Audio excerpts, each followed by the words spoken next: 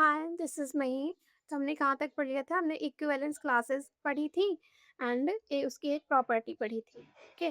और एक एग्जांपल लिया था हमने सेट ऑफ ऑल इंटीजर्स का। तो एग्जांपल में जो हमने रिलेशन डिफाइन किया था कि A is related to B, वो मैंने अलग अलग कर दिए थे कि A and B are even, और आर वन डिफाइन कर लिया था A and B are odd. A and B are odd ऐसे डिफाइन कर लेना। लेकिन जब अलग अलग डिफाइन करेंगे ना, तो ये इक्विवेलेंस रिलेशन नहीं बन पाएगी, इन दोनों को हमको साथ में लेना पड़ेगा। तो हम रिलेशन जो आर डिफाइन करेंगे कैसे? A is related to B if and only if either both are even और both are odd number. Okay, ऐसे डिफाइन करेंगे। अब आर हमारा इक्विवेलेंस रिलेशन जेड पे बन पाएगा। अलग अलग डिफाइन करेंगे तो इक्विवेलेंस रिलेशन नहीं बन पा रहा था। तो ये करेक्शन कर लीजिएगा, ये जो हमने आर को डिफाइन किया है, आर वन और आर टू अलग अलग किया था, वो single relation A is related to B लिख के और ये लिख लीजिएगा either A and B both are even और बोथ आर ऑड नंबर्स। ऐसा क्यों कह रही हूँ? क्योंकि अगर हम अलग-अलग लेते हैं ना, जैसे मान लीजिए हमने लिखा था कि A is related to B if and only if both are even. Okay, ऐसे लिखा था। तो अगर इक्विवेलेंस रिलेशन के लिए क्या होना चाहिए? रिफ्लेक्सिव होना चाहिए, सिमेट्रिक होना चाहिए एंड ट्रांजिटिव होना चाहिए। और रिफ्लेक्सिव की डेफिनेशन क्या होती है? Every element must be related to itself. मतलब हर एलिमेंट खुद से रिलेटेड होना चाहिए सेट का, तभी हम उसे क्या कहेंगे कि वो रिफ्लेक्सिव रिलेशन है। बट अगर केवल ऐसे लेते हैं A is related to B if and only if A and B are even, single बस इतना लेते हैं, तो जो आर रिलेशन है वो हमारा इक्विवेलेंस रिलेशन नहीं हो पा रहा है जेड पे। क्यों नहीं हो पा रहा है? क्योंकि A is related to B if and only if A and B are even, तो इसके सारे इवन तो आ जाएंगे, है ना? टू टू टू से रिलेटेड हो जाएगा, फोर फोर से रिलेटेड हो जाएगा। लेकिन जो आड वाले इंटीजर्स हैं, जैसे 3 हो गया एंड 5 हो गया, ये किससे रिलेट हो, ये खुद से रिलेट नहीं हो पाएंगे ना अगर केवल इतना लेते हैं कि A and B are even. या फिर सिंगल ले लेते हैं कि A is related to B if and only if A and B are odd. Okay, सिर्फ इतना ले लेते हैं, तब भी ये जो आर रिलेशन है जेड पे ना, ये हमारा रिफ्लेक्सिव नहीं हो पाएगा।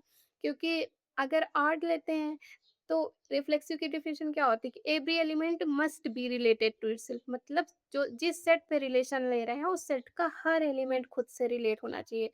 लेकिन अगर हम रिलेशन सिर्फ इतना लेते हैं, A is related to B if and only A and B both are R, तो आर्ट वाले तो खुद से रिलेट हो जाएँगे, जैसे 1 1 से रिलेट हो जाएगा, 3 3 से रिलेट हो जाएगा।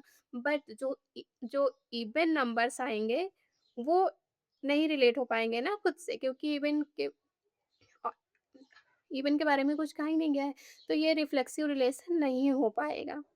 ओके? लेकिन अगर हम आर को ऐसे डिफाइन करते हैं कि A is related to B if and only if either A and B both are even और बोथ आर ऑड नंबर्स, अब आर हमारा इक्विवेलेंस रिलेशन हो जाता है जेड पे। ओके, क्योंकि अब रिफ्लेक्सिविटी मतलब प्रूफ हो जा रही है। यहाँ सिंगल सिंगल ले रहे थे तो रिफ्लेक्सिव नहीं हो रहा था, वो फेल हो जा रहा था। ओके, तो आई होप आपको समझ आ गया होगा। बाकी कैलकुलेशन सारा वैसा ही रहेगा, फिर भी आपके लिए हम कर देते हैं। ये कहते हैं ए इज हमने रिलेशन लिया कि A is related to B if and only if either A and B both are even numbers और बोथ आर ऑड नंबर्स। तो अब देखिए क्या आर इक्विवेलेंस रिलेशन हो पा रहा? अब आर इक्विवेलेंस रिलेशन हो जाएगा। अब आर हमारा इक्विवेलेंस रिलेशन हो जाएगा। देखिए, रिफ्लेक्ट इक्विवेलेंस के लिए तीन चीजें होनी चाहिए। क्या होनी चाहिए? एक तो रिफ्लेक्सिव होना चाहिए। रिफ्लेक्सिव में क्या है कि every element must be related to itself. Okay, तो देखिए हर एलिमेंट खुद से रिलेट हो रहा है ना, कि हमारा रिलेशन है either A and B both are even और बोथ आर ऑड। तो इवन वाले सारे खुद से रिलेट हो जाएंगे, जैसे इवन वाले 3 3 आ जाएगा, 1 1 आ जाएगा और 2 2 आ जाएगा, 4 4 आ जाएगा। ऐसे तो रिफ्लेक्सिव की कंडीशन हमारी सेटिस्फाइड हो रही है। सिमेट्रिक की तो हो ही जाएगी, 2 2 से रिलेटेड है या 2 4 से रिलेटेड है तो 4 2 से होगा ही, क्योंकि दोनों ऑड हैं। और 3 1 से रिलेटेड है या 1 5 से रिलेटेड है तो 5 भी 1 से होगा ही, क्योंकि दोनों ऑड हैं। ओके, तो सिमेट्रिक वाला भी प्रूव हो जा रहा है हमारा, और ट्रांजिटिव वाला भी ऐसे ही होगा, कि जितने मान लीजिए 1 2 1 3 से रिलेटेड है एंड 3 5 से रिलेटेड है, तो रिलेशन हमारा क्या है? आइदर इवन और ऑड, तो ये दोनों ऑड हैं, है ना? तो 1 5 से रिलेट हो जाएगा, क्योंकि 1 और 5 भी क्या है? ऑड हैं। या फिर इधर लीजिए तो 2 4 से रिलेटेड है एंड 4 5 से रिलेटेड है, ओके? सॉरी 6 से रिलेटेड होगा, क्योंकि इस दोनों ऑड या दोनों इवन होने चाहिए। 4 6 से रिलेटेड है, तो देखिए दोनों ऑड सॉरी दोनों इवन है तब रिलेटेड है, तो इसी तरह 2 को 6 से 2 एंड 6 लीजिए तब भी तो 2 एंड 6 रिलेट हो जाएगा 2 6 से, क्यों? क्योंकि दोनों इवन नंबर है, ओके? तो आई होप आपको समझ आ गया होगा। तो ये हमारा अब आर जो रिलेशन है ये इक्विवेलेंस रिलेशन हो जा रहा है, किस पे? जेड पे। तो अब इक्विवेलेंस क्लास ऑफ 2 निकालेंगे, ठीक है? इक्विवेलेंस क्लास ऑफ 2 में कौन से एलिमेंट आएंगे? जो 2 से रिलेटेड हों, ओके? जो वो सारे एलिमेंट जेड के आएंगे जो 2 से रिलेटेड हों। तो 2 क्या है हमारा? 2 हमारा इवन नंबर है, ओके? और रिलेशन हमको क्या दिया है कि A and B related if and only if both are even और बोथ आर ऑड। तो 2 हमारा इवन नंबर है, तो जितने भी 2 से रिलेटेड होंगे एलिमेंट वो इसमें आएंगे, मतलब जितने भी एलिमेंट्स इवन होंगे वो सारे इसमें आ जाएंगे। तो 0 2 4 ऐसे करके इधर -2 -4 0 भी हमारा इवन नंबर्स होता है, ऐसे करके सारे इवन इंटीजर्स आ जाएंगे। इसी तरह आप क्लास ऑफ 3 निकालेंगे तो वो सारे एलिमेंट आएंगे क्लास ऑफ 3 में जो 3 से रिलेटेड हो, और 3 हमारा क्या है? ऑड नंबर है, ठीक है? तो इसमें सारे ऑड वाले इंटीजर्स आ जाएंगे 1 3 5 7, ओके? -1 -3 ऐसे करके सारे ऑड इंटीजर्स आ जाएंगे। तो आई होप आपको क्लियर हो गया होगा जो हम करेक्शन करवाना चाह रहे थे। चलिए नेक्स्ट अब हम पढ़ते हैं क्वेश्चन सेट। तो एक क्वेश्चन सेट क्या होता है? क्वेश्चन सेट होता है कि अगर ए हमने कोई नॉन एम्प्टी सेट ले लिया है, okay? And R equivalence relation ले लिया है। R is the equivalence relation, R equivalence relation हमने ले लिया है ए पे। तो जो जितनी भी इक्विवेलेंस क्लासेस होंगे विद द रिलेशन आर, उन इक्विवेलेंस क्लासेस का जो सेट होगा उसे हम बोलते हैं question set, okay? Set set of all set of all equivalence classes। ए हमने कोई नॉन एम्प्टी सेट ले लिया और उस पे इक्विवेलेंस रिलेशन ले लिया आर, ठीक है? सेट ए पे। तो जो सेट ऑफ जितनी भी इक्विवेलेंस क्लासेस बनेंगी, set of all equivalence classes corresponding to the relation R, मतलब ए सेट में कुछ एलिमेंट होंगे, उन एलिमेंट से कुछ इक्विवेलेंस क्लासेस बनेंगी। तो जितनी भी इक्विवेलेंस क्लासेस बनेंगी corresponding to the relation R, उन सारी इक्विवेलेंस क्लासेस का जो हम कलेक्शन लेंगे वो होता है हमारा क्वेश्चन सेट, ओके? एग्जांपल से अभी आपको और अच्छे से समझ आएगा। एग्जांपल ले लेते हैं, मान लीजिए हमने सेट ऑफ ऑल इंटीजर्स ले लिया, ओके? एंड आर इस पे एक इक्विवेलेंस रिलेशन ले लिया, ओके? इक्विवेलेंस रिलेशन को इस सिंबल से भी डिनोट करते हैं, इस वाले सिंबल से। इक्विवेलेंस रिलेशन को इस सिंबल से डिनोट करते हैं ना, इसको इक्विवेलेंस का साइन बोलते हैं ऐसे, ओके? तो आगे इसी से हम डिनोट करेंगे, इसलिए आपको बता रहे हैं। तो अभी एग्जांपल लेते हैं तो आपको समझ आ गया क्वेश्चन सेट क्या होता है। क्वेश्चन हमने कहा क्या कहा कि एक नानी पट्टी सेट हमने लिया और उस पे आर कोई इक्विवेलेंस रिलेशन लिया। तो इस इक्विवेलेंस रिलेशन के रिगार्डिंग जितनी भी इक्विवेलेंस क्लासेस बनेंगी, उन सारी इक्विवेलेंस क्लासेस का जो सेट होगा उसको हम बोलते हैं क्वेश्चन सेट, ओके? तो एग्जांपल लेते हैं। हमने set of all equivalence sorry set of all integers ले लिया एंड एक हमने इक्विवेलेंस रिलेशन इस पे डिफाइन किया कि A is equivalence to B, जैसे लिखते नहीं थे A is related to B, okay? तो इक्विवेलेंस रिलेशन को इस सिंबल से डिनोट करते हैं, इसको इक्विवेलेंस का सिंबल कहते हैं। तो वही हम लिख रहे हैं A is equivalence to B if and only if a minus b, a minus b is even integers, even integer। देखिए, a is related to b if and only if a minus b is even integer। Okay, तो ये हमने Z लिया है, ये equivalence relation लिया है। ठीक है, रिलेशन हमारा क्या है कि a is related to b if and only if a minus b is even integers। तो ये एक इक्विवेलेंस रिलेशन है। ओके, कैसे है? इक्विवेलेंस रिलेशन के लिए हमें क्या होना चाहिए? रिफ्लेक्सिव होना चाहिए। रिफ्लेक्सिव में क्या होता है कि एवरी एलिमेंट खुद से रिलेटेड होना चाहिए। ठीक है, तो जो ये सेट ऑफ ऑल इंटीजर्स ये है, एंड कोई एलिमेंट कब रिलेट होगा? जब वो इवन इंटीजर्स हो जाए, ए माइनस बी। तो मान लीजिए जितने इवन वाले हैं ना, जैसे मान लीजिए टू, टू माइनस टू करेंगे तो क्या आएगा? क्या आएगा? जीरो आएगा, और जीरो को हम क्या मानते हैं? इवन। इसी तरह थ्री माइनस थ्री करेंगे तो क्या आएगा? जीरो आएगा। तो एवरी एलिमेंट खुद से रिलेट हो रहा है ना, चाहे इवन उठा लीजिए चाहे ऑड उठा लीजिए, सारे एलिमेंट खुद से रिलेट हो रहे हैं, क्योंकि क्या हो रहा है, सबका ए माइनस बी कर रहे हैं तो वो ज़ीरो आ रहा है, और वो क्या है? इवन इंटीजर्स माना जाता है। तो रिफ्लेक्सिव तो हो गया। सिमेट्रिक देखिए, सिमेट्रिक में मान लीजिए थ्री माइनस फाइव करिए, थ्री माइनस फाइव करिए तो क्या होगा? माइनस टू आएगा। इसी तरह माइनस फाइव, इसी तरह फाइव माइनस थ्री करिए तब भी क्या आएगा? टू आएगा। तो इवन इंटीजर्स में हो रहा है ना। इसी तरह किसी भी इंटीजर्स को आप उठाएंगे, वो अ, अगर ए बी से रिलेट कर रहा है तो बी भी ए से रिलेट होगा। ओके, तो सिमेट्री की कंडीशन सेटिस्फाइड हो गई। इसी तरह ट्रांजिटिव का भी होगा। मान लीजिए हमने फाइव रिलेटेड टू नाइन कर लिया। ओके, फाइव माइनस नाइन क्या? फोर होगा। Four even integers, then that means five and nine related है। एंड हमने ले लिया सेवन, सेवन नाइन ले लिया। ओके, यहाँ फाइव सेवन ले लीजिए। तो ए माइनस बी करेंगे, फाइव माइनस सेवन क्या आएगा? माइनस टू, और वो क्या है? इवन इंटीजर्स है। और यहाँ सेवन माइनस नाइन करेंगे तो क्या आएगा? माइनस टू, वो भी इंटीजर्स, इवन इंटीजर्स है। तो ये दोनों रिलेटेड हैं खुद से। और देखिए क्या फाइव नाइन से है? हाँ है, क्योंकि फाइव माइनस नाइन करेंगे तो क्या आएगा? माइनस फोर आएगा, और माइनस फोर क्या है? इवन इंटीजर्स है। That means A minus B हमारा क्या आ रहा है? इवन आ रहा है। अगर ए माइनस बी इवन आ रहा है, that means A and B हमारे रिलेटेड है। ओके, यही तो है relation. A is related to B if and only A minus B is even integers. तो हमारी तीनों कंडीशन सेटिस्फाइड हो गई, रिफ्लेक्सिव की, सिमेट्रिक की, एज वेल एज ट्रांजिटिव की। जस्ट मीन जो ये हमने रिलेशन यहाँ डिफाइन किया है, ये हमारा इक्विवेलेंस रिलेशन है। ओके, तो चलिए, क्वेश्चन सेट क्या होता है हमारा?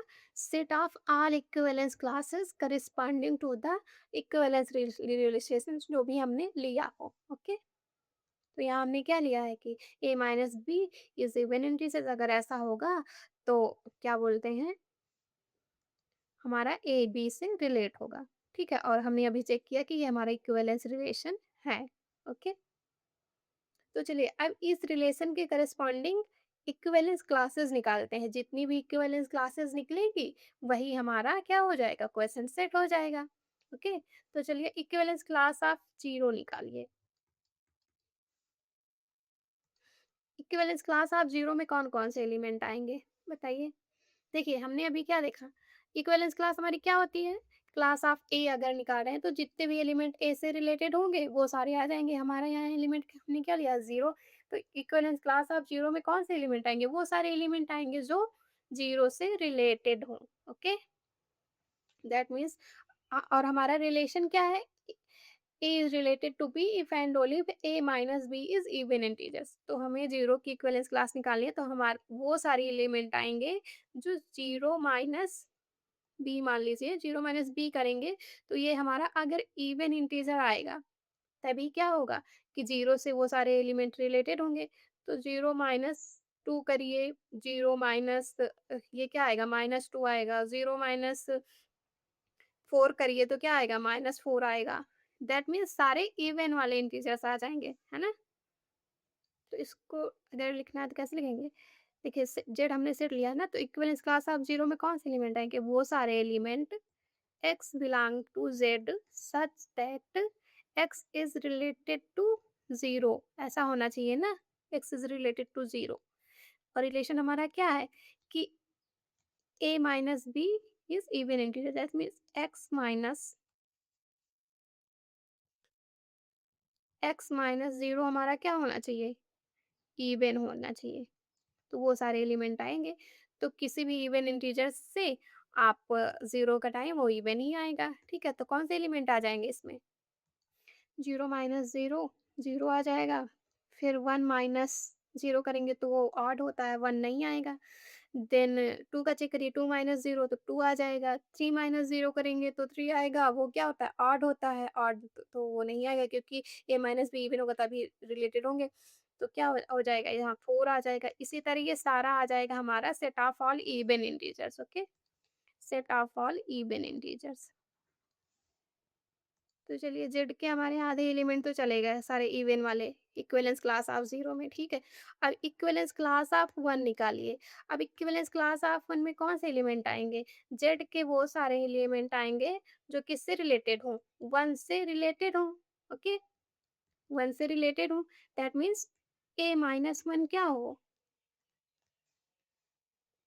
ए माइनस वन क्या हो, इवन नंबर हो।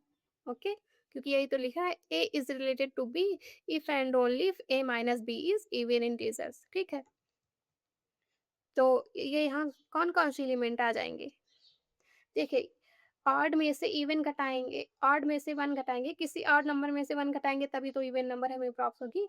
ठीक है, तो इसमें क्या आ जाएगा, वन, देखिए जीरो से करिए, जीरो माइनस वन ये ऑड होगा। वैसे भी यहाँ जीरो आ चुका है तो यहाँ नहीं आएगा, क्योंकि अभी हमने क्या पढ़ा है कि equivalence classes are either identical और डिसजॉइंट। ओके, तो यहाँ कौन सा एलिमेंट आएगा, देखिए वन से कौन कौन से रिलेटेड होंगे, देखिए जीरो माइनस वन करेंगे तो माइनस वन आएगा। ठीक है, और ये हमारा इवन नहीं है। फिर वन करिए, वन माइनस वन करेंगे तो क्या आएगा, जीरो आएगा। ठीक है, तो जीरो क्या होता है हमारा, इवन होता है, डेट मीन्स वन हमारा आएगा इसमें, तो वन आ गया। ठीक है, टू को देखिए, टू माइनस वन करिए तो क्या आता है, वन आता है, ये ऑड है तो ये नहीं आएगा। हाँ, ये आ जाएगा, सॉरी, टू माइनस वन करिए तो वन आता है जो कि ऑड है, लेकिन हमें रिलेट कब होंगे, जब यहाँ इवन आएगा। तो टू हमारा यहाँ पे नहीं आएगा। अब थ्री माइनस वन करिए तो क्या आएगा, टू आएगा, ये क्या है, इवन है, that means three and one related है, तो थ्री रिलेटेड है वन से, तो यहाँ थ्री आ जाएगा। इसी तरह फाइव से करेंगे, फिर सेवन, सारे ऑड इंटीजर्स आ जाएंगे। Okay, set of all odd integers. तो देखिए, पूरा सेट तो हो गया हमारा, क्योंकि जितने इवन नंबर्स होंगे वो सारे क्लास ऑफ जीरो में आ जाएंगे, और जितने ऑड नंबर्स होंगे वो क्लास ऑफ वन में आ जाएंगे। तो हमारे पास इक्विवेलेंस क्लासेस कितनी मिली, एक तो जीरो की मिली, ओके, एंड एक वन की मिली। ओके, और इसी में हमारा क्या आ गया, पूरा सेट आ गया है ना, जेड का जेड पूरा सेट आ गया है, जीरो वन। देखिए, जितने इवन वाले होंगे वो जीरो के क्लास में आ गए, और जितने आड वाले होंगे वो वन की क्लास में आ गए। ठीक है, पूरा सेट कवर हो गया ना। तो करे जो अभी हमने रिलेशन डिफाइन किया था कि A is equivalence to B if and only if A minus B is even. Okay, तो इस रिलेशन के करस्पॉन्डिंग कितनी इक्विवेलेंस क्लासेस मिली, दो मिली ना, एक जीरो वाली और एक वन वाली। तो question set, question set, question set of set of all integers corresponding to the relation, question set of set A corresponding to the relation equivalence। Relation हमने क्या डिफाइन किया, A related to if and only if A minus B is even integer. ये क्या होगा, मान लीजिए हमने Q से रिप्रेजेंट कर रहे हैं, तो ये क्या होगा हमारा, equivalence class of one and equivalence class of zero. ये हमारा हो गया question set of set of R integer corresponding to the relation, ये जो हमने डिफाइन किया है। ओके, अब देखिए, अभी जो पिछले एग्जांपल हमने देखा था, चाहे क्लास ऑफ टू निकालिए with respect to this relation, या फिर क्लास ऑफ फोर निकालिए, किसी भी इवन इंटीजर्स की आप क्लास निकालेंगे वो सारी आइडेंटिकल आएंगी। ठीक है, इसी तरह किसी भी ऑड इंटीजर्स की आप क्लास निकालेंगे करेस्पॉन्डिंग टू दिस रिलेशन जो अभी हमने डिफाइन किया, वो सारी क्या आएंगी, सेम आएंगी, आइडेंटिकल आएंगी। Okay, class of 5, class of 7 ऐसे करके। तो यहाँ जो हमने क्लास ऑफ 0 और क्लास ऑफ 1 लिखा है ना, ये आप class of 2 and class of 3 ये भी लिख सकते हैं, ठीक है? वो इक्विवेलेंस ही होती हैं। इसीलिए तो करें इस set of all integers corresponding to the relation जो हमने डिफाइन किया, A is related to B if and only if A minus B is even integers. तो उसका क्वोशिएंट सेट में कितने एलिमेंट आए? 2 आएंगे। तो कार्डिनलिटी ऑफ क्वोशिएंट सेट क्या होगी? 2 even integers and odd integers. Okay, 2 element आ गए इसमें। तो आई होप आपको क्वेश्चन सेट समझ आ गया होगा। और इसकी डिफिनेशन लिख लेते हैं ना सही से। Let A B a non-empty set and R is a equivalence relation. R is a equivalence relation on A.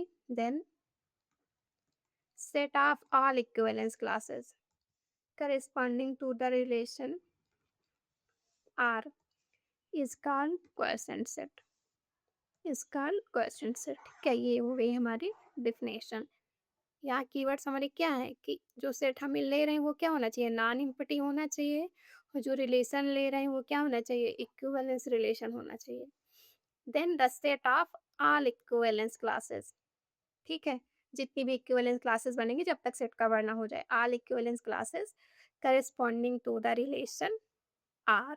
Okay, तो आई होप आपको क्वेश्चन सेट समझ आ गया होगा। फिर भी अगर ना समझ आया हो तो आप कमेंट बॉक्स में बता सकते हैं। ओके, तो नेक्स्ट अब हम पढ़ेंगे पार्शियल ऑर्डर रिलेशन। रिलेशन पढ़ रहे थे ना, अभी हमारा रिलेशन ही चल रहा है। ये इक्विवेलेंस क्लासेस से रिलेटेड था इसलिए ये बता दिए। Okay, partial order relation. Okay, अब पार्शियल ऑर्डर रिलेशन क्या होता है?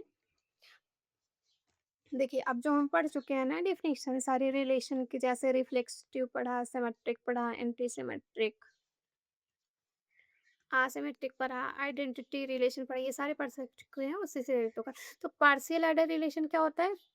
पार्शियल ऑर्डर रिलेशन अगर ये रिफ्लेक्सिव भी हो, साथ ही साथ एंटी सिमेट्रिक हो, एंटी सिमेट्रिक एंड ट्रांजिटिव हो, ये तीनों कंडीशन होल्ड होंगी तब हम किसी रिलेशन को कहेंगे कि वो हमारा पार्शियल ऑर्डर है। ठीक है, इक्विवेलेंस में हमने क्या पढ़ा था कि रिफ्लेक्सिव होना चाहिए, सिमेट्रिक होना चाहिए एंड ट्रांजिटिव होना चाहिए। और पार्शियल ऑर्डर हमारा क्या होता है? इसमें रिफ्लेक्सिव होगा और यहाँ एंटी सिमेट्रिक आ जाएगा। एंटी सिमेट्रिक होना चाहिए एंड ट्रांजिटिव होना चाहिए। दैट मीन्स 3 कंडीशन होल्ड होना चाहिए। क्या? रिफ्लेक्सिव होना चाहिए कि ए इज रिलेटेड टू ए। मान लीजिए आर हमने रिलेशन लिया है, ठीक है? किस पे लिया है? सेट ए पे, ए क्रॉस ए पे, ठीक है?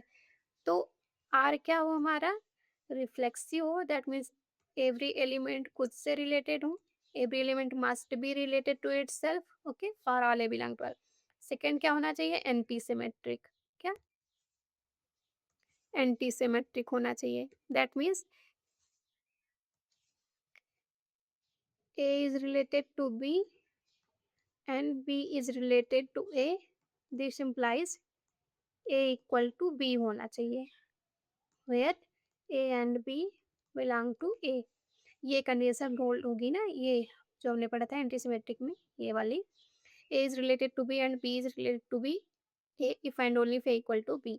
ठीक है, तो ये कंडीशन हो, ठीक है? एंटीसिमेट्रिक का ये कंडीशन एंटीसिमेट्रिक का। थर्ड क्या होना चाहिए? ट्रांजिटिव होना चाहिए। ट्रांजिटिव में हमने क्या देखा कि A is related to B and B is related to C। This implies A is related to C होना चाहिए। ठीक है, ये तीनों कंडीशन सेटिस्फाई होंगे किसी रिलेशन में तो उसे हम कहेंगे कि वो हमारा पार्शियल ऑर्डर रिलेशन है। ओके, एंड इसको डिनोट ऐसे कर देते हैं, जैसे हमने आर रिलेशन लिया है ना ए सेट पे। ओके, और ये तीनों कंडीशन अगर सेटिस्फाइड होंगे तो ये हमारा पार्शियल ऑर्डर रिलेशन होगा। तो इसको पोसेट भी बोल देते हैं, पार्शियल ऑर्डर रिलेशन को पोसेट भी बोल देते हैं। 4 सेट, ओके, और इसको डिनोट करते हैं ए कामा आर से। That means A is partial order relation है किस पे, sorry, R partial order relation है किस पे, सेट ए पे। ओके, अब एग्जांपल लिखते हैं, बताइए डिविजिबिलिटी आने natural number, divisibility over set of natural number, क्या ये पार्शियल आर्डर रिलेशन होगा, बताइए। नेचुरल नंबर में हमारे कौन से एलिमेंट आते हैं, इसमें आते हैं हमारे सारे पॉजिटिव इंटीजर जाएंगे, 1 2 3 4, ऐसे ऐसे करके सारे पॉजिटिव इंटीजर आ जाएंगे, ये हमारा नेचुरल नंबर होता है। क्या बताइए जो डिविजिबिलिटी, मतलब हमने एक रिलेशन डिफाइन किया कि A is related to B if and only if A divide B. देखिए हम अलजेब्रा में ऐसे जो पढ़े ही हैं, है ना, इसका मतलब क्या होता है कि बी ए को डिवाइड कर रहा है, तो इसको हम ऐसे लिखते हैं कि बी डिवाइड ए। ओके, ये नोशन है। तो हमने एक रिलेशन डिफाइन किया कि A is related to B if and only if A divide B, ये हमने डिविजिबिलिटी रिलेशन डिफाइन किया और सेट हमने ये ले लिया। ठीक है, अब बताइए क्या ये रिलेशन पार्शियल आर्डर रिलेशन है।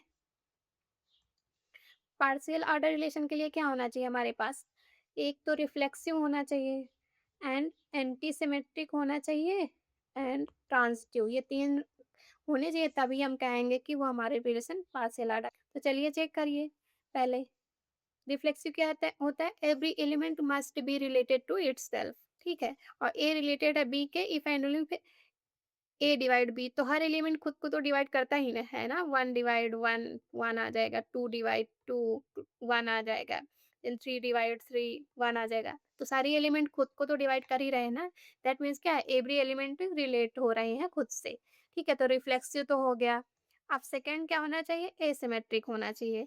दैट मीन्स अगर A divide B and B divide A, this implies A equal to B होना चाहिए, ये भी सेटिस्फाइड होगी कि क्योंकि अगर 3 डिवाइड 5 करेंगे, 3 5 को डिवाइड ही नहीं कर रहा, अगर 3 डिवाइड 6 करेंगे, है ना, और 6 डिवाइड 3 नहीं हो पाएगा ना, 6 3 को थोड़े ना डिवाइड करेगा, तो अगर हम ए इक्वल टू बी करेंगे तभी ये कंडीशन होल्ड होनी होगी कि अगर 3 डिवाइड 3 फिर 4 डिवाइड 4 वैसे ही आ जाएगा। ठीक है, तो अगर हम ए इक्वल टू बी ले रहे हैं तभी ये वाली कंडीशन सेटिस्फाइड हो रही है, कौन सी, कि ए डिवाइड करेगा बी को एंड बी डिवाइड करेगा ए को, तो दैट मीन्स हमारा रिलेशन क्या हो गया, एसिमेट्रिक भी प्रूफ हो गया। अब सेकंड क्या है, ट्रांजिटिव होना चाहिए। ट्रांजिटिव में क्या होना चाहिए, ए डिवाइड कर रहा है बी को एंड बी डिवाइड कर रहा है सी को, दिस इम्प्लाइज ए डिवाइड करना चाहिए सी को। मान लीजिए हमने उठाया 2 डिवाइड करेगा 4 को, हाँ, एंड 4 डिवाइड कर रहा है 8 को, तो दिस इम्प्लाइज ये 2 8 को भी जो डिवाइड करेगा 2 8 को डिवाइड करेगा। ठीक है, तो ऐसे ही ऐसे जितने पेयर उठाएंगे उसमें ये कंडीशन सेटिस्फाइड होगी, तो हमारा रिलेशन ट्रांसिटिव भी हो गया, रिफ्लेक्सिव हो गया, एंटी सिमेट्रिक हो गया, ट्रांसिटिव हो गया। दिस इम्प्लाइज डिविजिबिलिटी आने सेट ऑफ नेचुरल नंबर है, ये हमारा क्या है, partial order relation, partial order relation है। ओके,